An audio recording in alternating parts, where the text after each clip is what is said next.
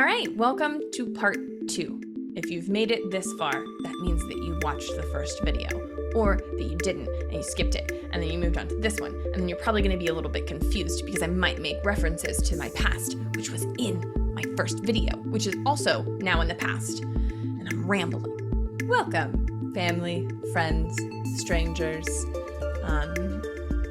me. For those of you watching this who don't know me, I am Erin, and I am starting this series of videos for a few different reasons. I'm gonna go over them again, even though I went over them in my first video, because I feel like it's important. First, to field questions from my loved ones, all in one place, so that I don't have to send out a ton of text messages. That can be daunting. I'm a creative. I like doing videos. This is fun for me. Even though I look like a vampire right now. This is a combination of being sick and natural skin tone. That's not to say that I don't appreciate all of you reaching out to me. I love the attention. Speaking of, that's another reason why I'm doing these videos. Give me attention. I want it. Give it to me. I have a podcast. It's called Sharing is Scaring Podcast. This is it right here. Me and my friend Jen, we talk about spooky shit. We just have a great time. You will too if you go listen to that. There are many other reasons why I have started this YouTube channel, but those are all you need to know. So, without further ado, let's get into part 2. The diagnosis. That's what I have dramatically labeled this in my notes. So, okay. Calm down, Erin. As another quick side note, if you notice that I'm running out of breath during the video, it is because my diaphragm is paralyzed and I run out of breath whenever I do any physical activity, which includes talking, which really sucks for me. So, for my recent struggles, in August, this is where shit hits the fan. If you listen to part 1, I ended with my Lyme disease diagnosis and my self-treatment in 2020. It is currently 2023. So 3 years later, I have been struggling.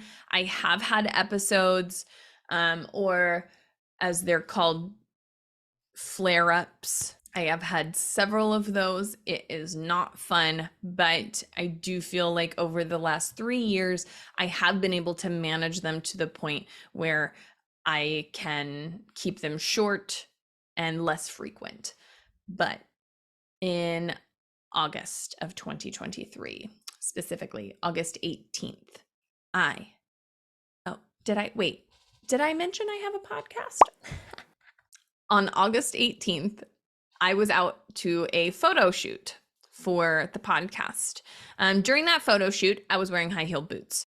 They were cute. That's the only reason why. My co-host is so much shorter than me. Probably shouldn't have worn them, but they were adorable. So what are you gonna do about it? So I wear these high-heeled boots. And that night when I got home, my feet were killing me. So painful. The next day, I made note to my husband, hey, my feet don't only hurt, but they feel almost numb. Like there's a numbness in them. And I don't know if it's possible to have so much pain that you're numb. I don't know. Never had childbirth before, but I assume that's how that works because you crazy ladies go out and have another one. So, you know. So on the 22nd, I woke up and I had a normal morning. I took my dog out for a walk. I came back home. I was tired. I wasn't really sure why, but I get home and I'm standing in the kitchen doing dishes and my elbow brushes against my waist. And I'm like, oh, what? That felt weird.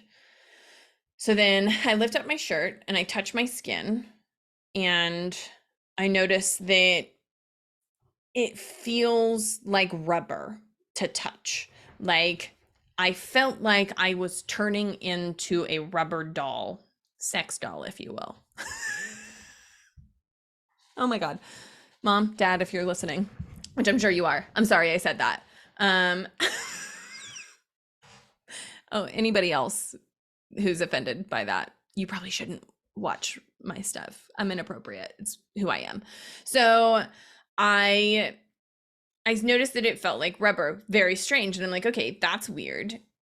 I don't know what this is. Then I felt my leg. My leg felt the same way. Then I felt my other leg exactly the same. I freak out, text my husband. My body is numb from my feet to my waist. And he's like, what do you mean? I feel like a piece of rubber. So then I go about my day, go take a bath. And that's when I realize how numb it actually is. Like, dipping myself in water, I didn't feel like a human anymore. Like, I could feel heat, I could feel cold, so I could feel temperatures, and I could feel pain. Like, if I pressed in, I could feel, like, muscularly that had feeling, but my skin was weird. I think later the doctor asked, the best way that he described it was like, is it like static when you touch yourself? And yes, that is what it was. It was more staticky, not pins and needles, but like when you touched me, it was like I couldn't feel it, but I could feel it. That doesn't make much sense. This is, again, doctors have a hard time with this. Maybe I should have just told them that I felt like a sex doll. Maybe they would have locked me up. So it's probably a good thing I didn't do that. So the numbness is happening. I immediately schedule a doctor's appointment for the next day. Now, I don't have a primary care doctor. My last primary care doctor told me that if I didn't want him to perform surgery on me, then what am I even doing? He wasn't going to perform the surgery. He doesn't do that. I don't know why I just said that. Anyway, so I don't have a primary care doctor, and I went on ZocDoc, which is a really cool app. I think it's neat. If you've never heard of it, like, look into it. It's fun. It's not fun. It's how you find a doctor, Erin. It's not fun. Whatever. So I go on there and I schedule a televisit. I just want to know what's going on. I want to know if this is something I should be more concerned about. I informed my friends on Snapchat and my husband, and everybody was like, you should go to the doctor. And I'm like, yeah, but like, should I go to the doctor? Like, I don't know. And they're like, you gotta go. Like, you need to go to the doctor. Shout out to Jesse, my old podcast co-host. Love you. Honestly, I probably wouldn't have scheduled it as quickly as I did if it wasn't for you saying, Erin, you need to see a doctor. You don't fuck with that shit. I scheduled this appointment with a doctor online, and she orders a bunch of blood work. She says if the numbness gets worse and is paired with weakness, you need to go to the emergency room. It is not okay for you to experience weakness with the numbness. At this point, it was just surface level numbness. By that Sunday, I was experiencing weakness. So much so it was getting really difficult to walk. And I was scared. I didn't know what was happening to me. I was really worried. This numbness has stuck around for almost a week now, and it is not getting better. In fact, it's getting worse. This was emergency room visit number 1. While at the emergency room, my first visit, I explained to them that my legs feel heavy. They are numb. I am numb up to my waist, and they ran many tests on me. My reflexes were fine. I got CT scans and blood work, and they said, "You're fine. Go home." In fact, another frustrating doctor moment, that doctor said, if your doctor sent you to the emergency room for this, then your doctor doesn't know what the emergency room is for. Excuse? Excuse me? That really frustrated me. That made me not want to go to any doctors anymore. And not wanting to go to any doctors anymore in the middle of a health crisis is not good. I reverted back to no longer trusting doctors, whereas like the doctor that I had seen on the televisit had started giving me hope again that, you know, she actually cares. She's going to help me get to the bottom of this. You know, she said, we're going to figure this out. You shouldn't be feeling that way. Okay, so I get sent home. So the first doctor had ordered an MRI of my brain and suggested that I also see a neurologist, like immediately. I happened to schedule the MRI for that Thursday and get into the neurologist on the same day. So that Thursday, I go to the doctor, get my MRI done. Great, cool. Results aren't ready yet. I go to the neurologist. I'm at the neurologist, and at this point, my walking is bad. I'm not walking well. My legs aren't working right. I don't know why. It's not just weakness. I had a weird, I think they call it a gait. Gait? Gait? How many times am I just going to say gait? I walked funny. Essentially, I couldn't walk like normal. My left leg was doing funky stuff, and I didn't even look like it wasn't even a cool walk, you know? It was like a disappointing walk. At the neurologist, she does all the testing, the basic neurology testing of, you know, my reflexes, my walk, and my strength. By this point, I had had my blood work. I show her the blood work, and my vitamin B12 is extremely low. So, for those of you who know, vitamin B12 can affect a lot of things in your body, and like one of those things is like weakness and shit. Like it's like vitamin B12 is like everybody wants it. Everybody wants it. Everybody needs it. It is the it vitamin. So even if you don't know about it, like you want it. So by this point, my numbness had started spreading from my waist up a little bit higher. And because it was moving upwards, and I wasn't, again, this is why I bring my husband to these appointments, because if it wasn't for him, like communicating for me in the moment, I don't even know where I would be today. I have no idea what would be happening, because he said, I don't think you're being as truthful with her about how the numbness is getting worse and how it is spreading. And she said, what do you mean? And I was like, uh-oh. And he explained it to her that it has been progressing. It has been getting worse daily. It, you know, it's spreading upwards. It is worse daily. It is just getting worse. She leaves the room. She comes back. She went and called another doctor. She comes back and informs me that I need to go back to the emergency room. I didn't want to do that. I was scared. I was sent home by the last emergency room telling me that I shouldn't be there, that this is not a reason to go to the emergency room. And I was crying. I'm like, how do I advocate for myself? And she said, you don't have to. I'm going to write you a note, and I'm going to tell them why I'm sending you there. You need to go. They need to do an MRI of your spine. We need to make sure that you're not demyelinating. I said the word. You guys don't know. I can't say that word, but I said it. So I'm like, okay, that's really scary. That doesn't sound good. Cool. So we go to the ER. Side note, we were there forever before I got admitted, because I did get admitted. The doctors believed that I had Guillain-Barré. So for those of you who don't know, Guillain-Barré, Guillain-Barré syndrome, or GBS as most people call it, because is it Guillain-Barré or Guillain-Barré or Guillain-Barré? Who knows? Is GBS is a rare condition in which a person's immune system attacks the peripheral nerves. So basically, like, it's an attack on your spinal cord.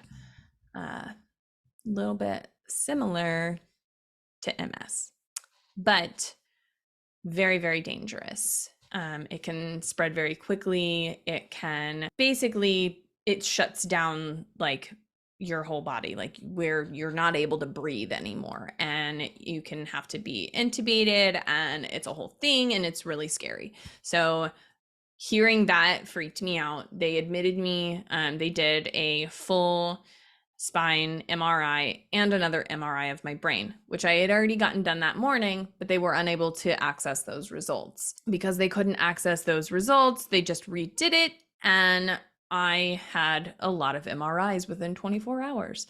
I was in the hospital for 3 days with numbness and weakness. After a few days, they marked me down as having Guillain-Barré. The doctor told me that she was going to send me home so that I could actually get comfortable and get good rest, because I spent I was there for 3 nights, and I think I spent 2 of the 3 nights in the ER, which was overran, which means my bed was in the hallway for 2 of those nights. 2 nights I was in the hallway of the ER, right where the ambulance comes in. I saw some real shit. I saw some shit. Anyway, PTSD. No, I'm kidding. It wasn't that bad. But I did not sleep. I didn't get any rest, and I knew not getting rest was not going to be good for me. And I think that the doctor noted that too, and was like, you need to go home and get some actual rest. Also, on top of that, your body's not absorbing vitamins. You don't have B12. You don't have D. Your body is missing a bunch of vitamins, and I'm confused. Are you vegan? No, I'm not vegan. Are you a vegetarian? No, not a vegetarian. Do you eat? Yes, doctor. I love food. Love it. I eat all the time. And she said, okay, well, that's really weird because your body isn't presenting these vitamins, which means it's not absorbing them. So I got a B12 shot. I was sent home with B12. I was sent home with vitamin D and multivitamins, and, said, go home, get some rest. If by chance your weakness gets worse, or you can't breathe, if you start struggling with your breath, come back to the ER. If you're struggling to breathe, you have Guillain-Barré for sure, and we need to get you in immediately for treatment. Go home, take my vitamins. Things are going well. My mom came out. Shout out to you, Mom. Thank you for being here. You helped me so much. Jeff and I are so very, very grateful. I had some rough times. I was pretty sensitive to the heat. Unfortunately, in Southern California, it's very freaking hot, and it was very freaking hot at this point, it's September. I passed out once trying to walk my dog with my husband. Don't worry, I wasn't alone. I wasn't that crazy. I was just having troubles getting around. Forgot to mention the fun part. Got a spinal tap. If you've never had a spinal tap, or what's the medical term for it? Lumbar puncture. If you've never had a lumbar puncture or a spinal tap, same thing. I highly recommend not getting one. Didn't like it. Not one bit. The procedure itself wasn't so bad, but I was not warned about the side effects afterwards. Now, some doctors would say that if you're having those side effects for days on end afterwards, that means that your blood hasn't clotted on the spot of the injection, which means that you need to get a blood patch. I was down for a full week afterwards. But to be fair, they did the spinal tap and then the next day they sent me home. And that car ride was the most jostly car ride. If jostly is even a word, it was a jostly car ride. And somebody needs to do something about the 405. I get home from the hospital. I'm healing. My mom goes back home. I'm starting to do better. My weakness starts going away. I've been taking the vitamin B and the vitamin D and my multivitamins, and the numbness is still there. But one day I'm just able to walk normal again. Like, cool. I got my walk back. I thought I was so scared that I was going to be walking like a weirdo for the rest of my life, and not a cool kind of weirdo. Like, I don't know, just like I forgot how to walk. And oh yeah, kind of like a toddler. I kind of look like a toddler trying to walk for the first time. Do toddlers walk for the first time, or is that a different genre of baby? I don't know. Once again, don't have kids. So my test results come back negative for Guillain-Barré. The spinal tap tests all came back negative. They couldn't figure out what was wrong with me. I saw the neurologist again, and when I saw her, it was after I had started being able to walk normal again. So when she did the testing, she was like, "You're fine. Don't know what's wrong with you. It's weird. Unfortunately, this is probably going to be one of those moments where you were sick for a little bit. We did a lot of tests to try to figure it out. Nothing came back in any of those tests. Then you get better, and we never know."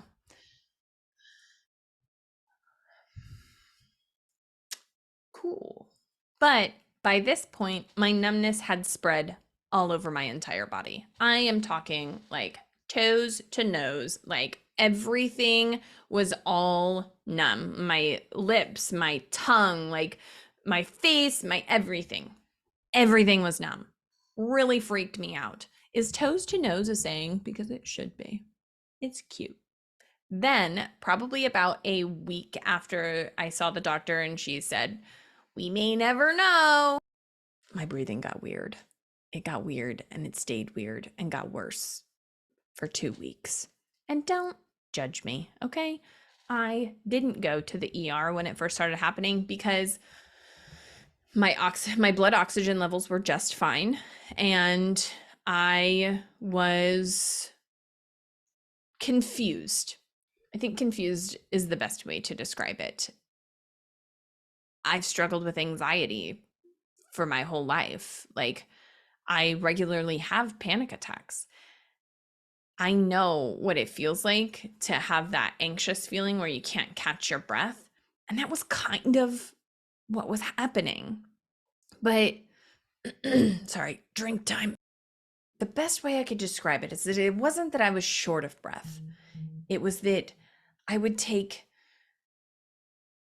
to take a big deep breath and I couldn't get it. Like, I was breathing these shorter breaths because those were easy. But then when I tried to catch them all in one, it wouldn't happen. I would struggle and struggle and struggle until I would yawn, and then the yawn would help me catch that breath. And that was sweet, sweet relief. And that got worse daily until about 2 weeks later, I had 2 weeks after, sorry, it was 2 weeks after the breathing issues started. And I had a phone call with my healthcare provider. No, with my health insurance. So confusing. So my health insurance calls me. I have this registered nurse who's been, she's been great. She's been talking to me throughout the entire process of everything, advocating for me, trying to get me, make sure that I'm getting all my follow-up appointments, make sure that I'm taking all of my medications and all of that. So I had this call with her, And when I talked with her last, she had sent me a list of primary care physicians to reach out to and establish care with, since I didn't technically have one anymore. And I hadn't done that yet. It's daunting. I had seen so many doctors in so freaking long that I was over it. I didn't want to schedule another doctor's appointment. I thought I had time, you know? I had seen myself starting to get better. Like the weakness went away. I can walk like normal again. Like I'm still extremely fatigued. Like I can't really do too much. I get worn down so easily. I was taking naps all the time. Like it was rough, but I thought I was getting better. I'm on the phone with her and she notices my breathing and I tell her, yes, I've been struggling to breathe. It's been about 2 weeks. My blood oxygen levels are great though. She said, did you schedule that appointment with a primary care? No. Okay, I'm gonna need you to do that. I'm gonna need you, when we get off the phone, I'm gonna resend you the list and I need you to make a phone. Sorry, I burped. And I need you to make a phone call and, you know, establish care. Figure that out. You shouldn't be breathing like that. I was like, okay, but I don't want to go back to the emergency room. Like, they're going to send me to the emergency room. No, I've been there twice. I don't want to go back. And she said, okay, so here's what you do. When you talk to them on the phone, you tell them that you are having difficulty breathing, that you are experiencing shortness of breath. You don't feel like it's an emergency. You're checking your blood oxygen levels and they're normal. And you just need to get checked out and make sure everything's cool. Okay, that sounds like a plan. I'll do that. So I called the doctor's office, and during the scheduling phone call for a primary care physician, the scheduling person says, I'm going to put you through to a nurse on the nurse line because your breathing is not good. So I talked to a registered nurse and I explained to her, like, my blood oxygen levels are fine. It's been like this. And she said, how long? 2 weeks. Okay. I know that you just scheduled an appointment with a primary care doctor, but you need to go to urgent care right now. I know you don't want to go to the ER, but the urgent care in your area is open late. You can go there right now. I guess I'm going to urgent care. I don't want to. I'm mad. I don't want to go to urgent care. I don't want to do that. I was in the middle of cooking dinner. I wanted to eat. I love food. So I go to urgent care. They do a chest x-ray, a breathing treatment. Chest x-ray is clear. I'm absolutely fine. The breathing treatment is shit, doesn't do anything because of that. And my medical history, my chart, she sends me back to the ER. Because the fear is that it is Guillain-Barré, and at any moment, my breathing can get severe and I won't be able to breathe at all. No! Okay, so this is full panic mode, right? I rush home. These are details you probably don't need to hear, but I'm going to tell you because, again, I'm a talker. It's just who I am. So I rush home. I'm frantically trying to call around, see who can watch Mr. Bones for us. I know at this point I'm getting admitted to the hospital.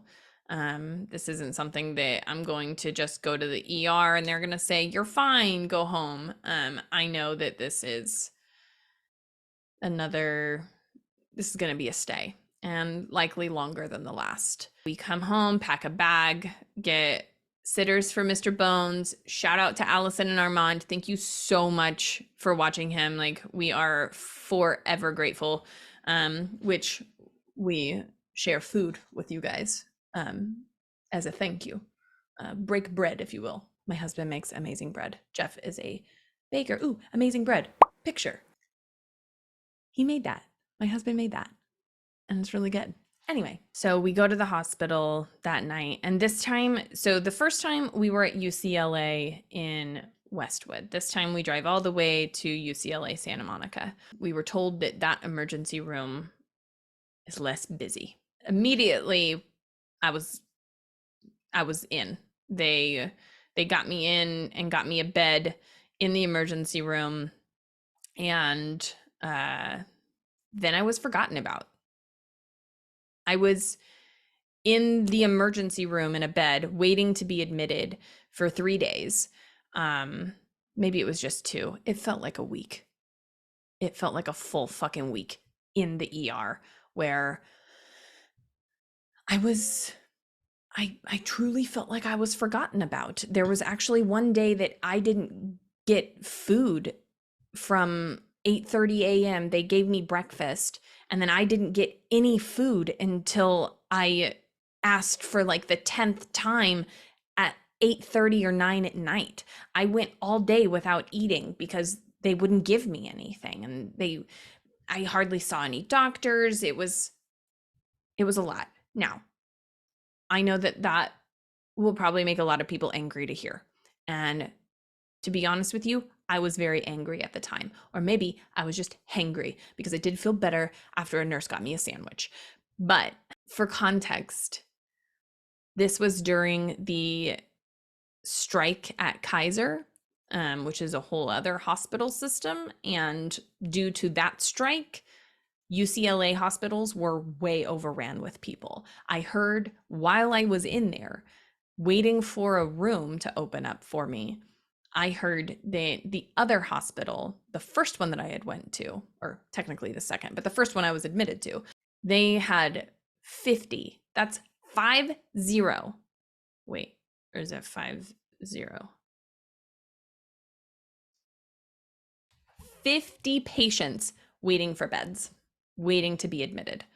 That is an insane amount of people that need medical help and are just waiting, like me. So you can be mad if you want. I have come to terms with it. I came to terms pretty quickly after I had heard that. I am not a selfish person. I know that there are tons of other sick people out there and that they also need help. It just was a shitty situation all around. So be mad if you want. I have moved on. My husband, I forced him to go get a hotel room. We didn't want him to go all the way home because going home was a lot farther of a drive, and traffic getting back if he needed to get to me quickly was going to be too far. So we had him get a hotel room for a night because he was sleeping in a plastic chair. This poor man slept in a plastic chair for days. He loves me. I don't know what I did to deserve that, but must have been pretty good. The first night that they get me into a room, they take me, they get the pulmonologists involved because I'm having breathing issues. So the pulmonologists, when I talked to them and I mentioned Guillain-Barré for the first time to them, they were like, oh shit, we need to get a neurologist involved. Neurology gets involved. Meanwhile, they take me to go get an ultrasound of my diaphragm because they couldn't figure out why I was having problems breathing because my lungs sounded fine. That was when we found out that the reason I was having breathing problems was because the left side of my diaphragm was paralyzed. Things got really, really scary around that time. If I was sitting up or standing, my heart rate would jump up over like close to like, it was like 115 or more. It was way up there. It would just shoot up as soon as I would sit up, like no physical activity, just sitting up or standing. And my breathing would immediately get worse and I would just be gasping for air constantly. Whereas when I was laying down, it was just the big breaths that I couldn't get. This was really scary. And I don't feel like I was like being taken seriously enough for that. But as I say that, the very next morning, neurology comes in and says, I'm pretty confident this is Guillain-Barré. I'm going to get you to the ICU. You need to have constant care. Like people need to be watching you constantly because this could it could very quickly turn, and we don't want that. I get moved to the ICU, and I'm there for several days. Unfortunately, during that conversation, I asked, are you just going to give me treatment, or are you wanting to do testing? And he said, well, I'm pretty sure that that's what's going on. But I do want to do testing before I start the treatment. But I do plan on doing the treatment either way. So you can say no, but I really want to get that testing done. And that testing means another spinal tap, another lumbar puncture. I didn't want that. I didn't want that at all. But you know, it comes to a point whenever you're not feeling well and you're in the hospital and you've been through so much already. Like, it comes to a point where it's either suck it up and get the procedure, or fight your doctors and not get treatment. Like, not that they would have not given me treatment, but I wanted answers too, you know? I didn't want to go blindly into treatment. I wanted to make sure that if it is Guillain-Barré, we know a solid answer. I wanted to be sure that we got all the proper testing done, because if there was something else wrong, what if it needed a different type of treatment? You know, the doctors didn't quite understand why I was so afraid of getting a lumbar puncture. And I'm going to go out on a limb and say that not one of those doctors have ever had a lumbar puncture. I know that they have performed them several times, but I don't think any of them had ever had one, because when I was like, oh no, I had one, I just had one like a couple months ago. By the way, this is October by this point, the beginning of October. I had one a couple months ago and wasn't a fan. Like, it didn't go well. And he's like, what do you mean? The procedure didn't go well? I said, no, the procedure went fine. It was the headaches and nausea and stuff afterwards, like the not being able to move. Like, when I sat up, I would get an excruciating migraine and I had to be laying down the whole time. And he was like, huh, well, that's weird. Is it weird? Is it weird? I don't know, man. I don't think it's weird. Like, you take spinal fluid out of somebody's body. I think that it makes a lot of sense that they would have some side effects, but I'm not a doctor. So they do the spinal tap. They do another, I was told, I was really worried about the MRI, because I had already gotten so many MRIs, and the last MRI that I had gotten was of my entire spine and my brain, and it was excruciatingly long. Granted, it was at 3 a.m. and I hadn't slept, and that probably had something to do with it, but I was not a fan of being in that tube for that long. I'm not really a claustrophobic person, but I wasn't excited about that. But I was told.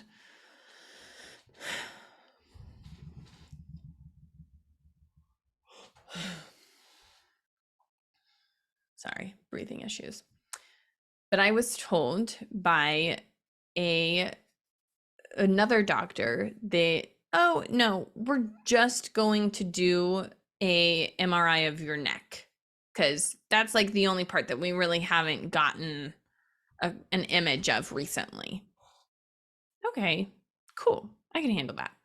In and out, no problem. Immediately after they do the spinal tap, doctors come down, nurses come in, and they're like, hey, we're taking you to radiology to get MRI. And they're like, yeah, it's going to be of your entire spine. What does that mean? Like, how long am I going to be in that tube? It's going to be a good hour and a half. No! I just got a lumbar puncture. For those of you who don't know, when you get a lumbar puncture, you're supposed to lay flat on your back for several hours. I heard two different things. I heard like 4 hours. I heard 5 hours. I heard 6 hours. For me, I think the 6 hours, full 6 hours would be the smartest, just because of how My body handles them, which is not great, but you're not supposed to move. Like, you're just supposed to lay flat on your back. And they're like, yeah, well, you're going to be flat on your back in the MRI. And they had like the fancy little blow up thing underneath me so they could like transfer me from like one tray to another tray. They're not called trays, but they're human trays in my head, I guess, because I'm a hot dish. You like that? You like that? That was a good joke. I go to the MRI. Worst experience. It was rough. I had just gotten the spinal tap and the nausea was kicking in, and it gets really hot in an MRI machine. I don't know if you've ever been in one, but it gets really hot in there and it's very loud. And they had to pull me out of the tube several times. I couldn't even tell you how many times. Several times. So I could throw up, which was quite embarrassing. Quite embarrassing and quite painful because, again, I'm supposed to be laying down the whole time. But when they get me out of the tube, they unhook my head as quickly as they can, and Aaron sits up out of the tray, the human tray, as quickly as I can to puke, which is not good for me because I'm like jolting around my spine that is now, less of fluid. So it wasn't good. Sweetest nurse ever, though. She was fantastic. She was so good to me. And I mean, the MRI technician was amazing as well. He was so good to me too. He got to the point where he's like, I like this door normally like seals shut. I'm not going to fully shut it because I have to run back in there so quickly. And I don't want you to have to wait so long. I'm like, I appreciate that. And this poor nurse, she's holding my puke bag. And I don't know if any of you want to hear this, but I'm telling it. So she's holding my puke bag and I'm going, oh, I'm so sorry. And she's like, it's okay, sweetie. I'm like, does this happen a lot? She said, oh, no, honey. Okay. Shit. I'm like, that doesn't make me feel better. She's like, I know, but I'm so sorry you're dealing with this. I'm like, yeah, me too. But okay. I toughed it out though. I finished the MRI. The hour and a half ended up extending into 3 hours of MRI because all the breaks that we had to take, which was very unfortunate. I was miserable after that. I was not doing well. It was a really rough couple of nights in the ICU. Like really, really, really rough. I was pretty scared at that point because I was in so much pain as well. I just, I didn't really feel like myself. But then they started the plasmapheresis treatment, which that is what this beautiful little mark here is. This is where they had my tube in, my little catheter. And then these two little spots here, that's where a vampire bit me.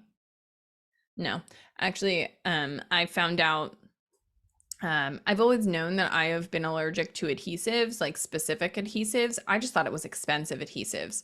I found out one time because I licked a Hallmark envelope and like I didn't normally have Hallmark brand envelopes. And I'm like, oh, it's just that fancy adhesives that I'm allergic to, which maybe the bandaging was fancy. I don't know. Maybe it was expensive, but I am apparently very allergic to the sticky, is what I call it. And these are scars from some blisters that occurred. I also have some other scars on my arm from the 2 IVs that I had there, where I had some additional blistering. So not cool, man. Had this bad boy in for 5 days and 5 days of, oh, it itches and it hurts really bad. And I kept telling them, and like, they didn't know until the day that they removed it. The doctor was like, oh no, I'm so sorry. It looks like you're having a reaction to the sticky. And I'm like, okay, that explains why it's been so itchy. I was so scared to scratch it, for obvious reasons. But they start my plasmapheresis treatment. Things are going well with that. My breathing starts getting a little better after a few days, and they decide that I am good enough to get moved out of the ICU to a different floor that is still pretty consistent with care, just not as like up your ass. While on this floor, this is when I had the neurology team come in, and I was thinking, okay, they're just coming in to check on me, check on my progress, see how things are going, which is true. They did do that. But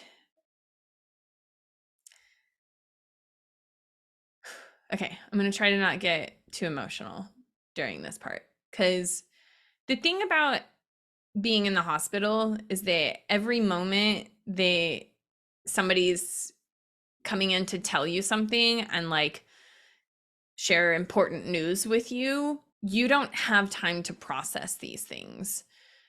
Like a lot of the time, it's like when they came in and they said, okay, so the left side of your diaphragm is paralyzed. Actually, I don't even think I was told that by a doctor. I think the nurse told me that. She said, oh, because the left side of your diaphragm is paralyzed. And I was like, what? She's like, did they not go over the results with you of that? No, no. But it's like every second that something is said, like the moment that I was told by the neurologist, you have Guillain-Barré, we're sending you to the ICU and we're going to get you started on treatment.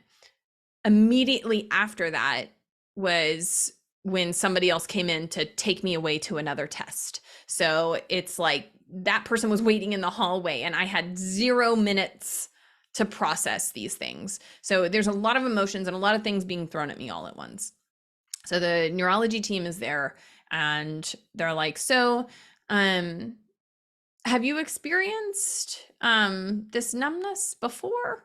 And I'm like, well, actually, it's not I've experienced this numbness before, but for years now, I have been struggling with pins and needles. I do get fatigue and weakness and, all of these things that I've been experiencing. I shared that with them and they were like, okay, so that makes a lot of sense because we are no longer thinking that you have Guillain-Barré, or I believe they said GBS. I've said Guillain-Barré a lot in this video, and I don't know that I'm saying it right, but I like the way I say it. So they're like, we're thinking that it no longer is GBS that you have. We believe you have multiple sclerosis or MS. And here's the thing about the way doctors deliver news is they deliver news like you already know these things and it's just a conversation. They don't deliver it like I feel like in like the movies or TV shows, they've got their bedside manner on and they're like, okay, so unfortunately we believe you have MS. And no, it was we no longer believe that you have GBS. We believe you have multiple sclerosis. We think it's MS. Wait, what? What's happening here? And he says, do you know about that? Do you know what that is? And unfortunately, I do know what it is because, again, I have friends who have it. And I'm not real excited about the prospect of it, Like, I'm not like, oh, yeah, I know what that is. Cool. Like, no problem. Like, that's fucking scary and a lot to process. And you're just kind of throwing this at me and I don't really know what to do. And he's like, so fortunately, the plasmapheresis, which I didn't explain earlier, basically what the plasmapheresis is for 5 days in a row, they had this IV catheter hooked up through my neck. And then they would come in once a day, and it was like normally a couple of hours at a time. They would hook me up to this machine that was kind of like a dialysis machine that would take the blood out of my body, put it in this little centrifuge, spin, and they would separate out my antibodies. So they would take the antibodies out of my blood, and then put my blood back in my body, with some additional things that I don't really know what they are, but I'm sure that it was just to replace like the amount of blood going back in so that they're not like, taking volume out of me. So for 5 days in a row, they would essentially clean my blood of all the antibodies that are attacking me. I have gotten ahead of myself here. I'm going to be honest with you. This whole visit was kind of a blur. It's in snippets to me. I forgot to share that my MRI results showed demyelinization, which means the myelin sheath, which is basically a protective coating, is basically the protective coating on your spinal cord. So with a demyelinating disease, that protecting myelin sheath has been attacked. There's like inflammation there. It's like the antibodies are trying to get to the spine or spinal cord or whatever. That is my very rudimentary understanding of it. I should probably look into that more. On my MRI, it showed that there was inflammation and irritation to prove that there was demyelinization happening to my spinal cord, and there were a couple of lesions found. So lesions, I'm not really sure exactly how to explain those. The best thing that I can think is like the lesions are like the spots on the spinal cord or brain where the antibodies have attacked. So that's the spot that's being affected. And a location of one of the lesions is where the nerves that control like your diaphragm muscles. So it made perfect sense of why my diaphragm was paralyzed. With the diagnosis of MS, they said that the plasmapheresis treatment is thankfully also effective for MS as well as Guillain-Barré. So me getting the plasmapheresis is actually good. It is a form of treatment for MS, not a common form of treatment specifically for MS, but it does help. So we were pretty hopeful that I would be getting better. By the last day I was in there, I felt like the numbness in my legs was getting better, which was huge. It wasn't gone, but it was getting better. My breathing was so much better. Whenever I would go for walks down the hallway, which wasn't very often, I wasn't very mobile. But when I would walk down the hallway, it would then cause my breathing to get a little weird. Anytime I exerted effort, if I talked on the phone, or anything like that, it would be pretty difficult to breathe. But it would get better with rest. So what they told me at the hospital was multiple sclerosis.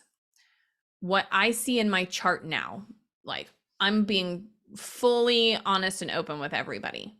They told me MS. I believe MS, but what they have in my chart is a demyelinating disease that affecting the central nervous system. I said it again. Did you hear it? Demyelinating. I got that word down now, just in time. On a positive note, UCLA's got pretty fucking good food. Like I ate well when I was there, and I kind of missed some of the dishes. I'm not gonna lie. Like they do a bang up job. It was delicious. I am not going to get into the struggles that I've been having since leaving the hospital just yet. And the reason why is because this video is getting way too long. I have rambled. I have made a lot of jokes. I had a lot of fun. So that's where I'm going to leave you today.